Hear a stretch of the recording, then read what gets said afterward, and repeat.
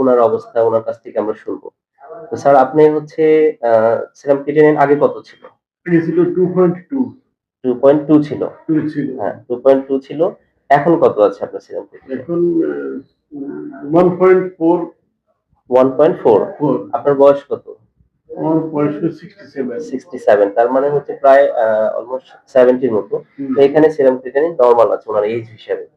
তো আগে উনার ছিল হচ্ছে 2.20 এখন উনার হচ্ছে 1.40। তো আমরা যেটা আসলে আপনাদেরকে বলতে চাচ্ছি যে আসলে কথাটা এটাই উনাকে আ প্রকাশ করতে চাচ্ছিলাম না। তারপরেও আপনাদের সুবিধার্থে বা আপনাদের জানার জন্য বা বোঝার জন্য যে হোমিওপ্যাথি ট্রিটমেন্টে কিন্তু সেরাম ক্রিয়েটিনিন কমে। আপনি কি এটার জন্য অন্য কোনো ওষুধ খাইছেন? না, হোমিওপ্যাথি ছাড়া? হোমিওপ্যাথি ছাড়া তো অন্য কোনো ওষুধ খান নাই।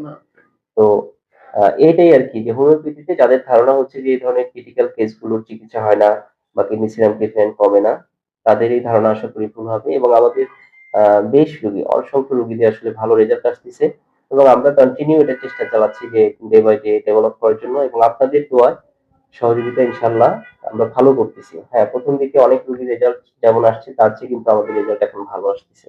তো এই মেসেজটা দেওয়ার জন্য যারা কিডনির যেকোনো সমস্যা নিয়ে ভুগছেন বা ইউরিনারি ট্র্যাক্টের যেকোনো প্রবলেম নিয়ে, কিডনি প্রবলেম অনেক কারণে হতে পারে। তো যেকোনো কারণেই আপনার কিডনি প্রবলেম দেখা দিলে বা সেরাম ক্রিয়েটিনিন বৃদ্ধি পেলে, ইজিএফআর কমে গেলে আপনারা অবশ্যই ফার্স্ট চয়েস হিসেবে হোমিওপ্যাথিকে